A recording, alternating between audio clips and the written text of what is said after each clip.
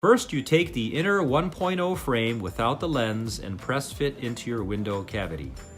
The nice feature is that without the lens, it's easy to press in the frame and adjust it perfectly inside your window cavity. Your fingers have access to the back edges to pull out slightly and level out.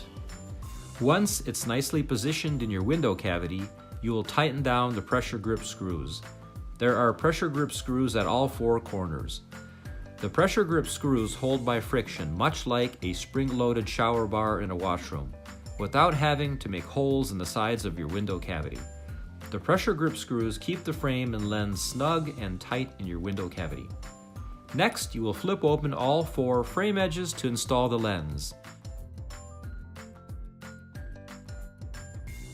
After installing the lens, snap down all four frame edges.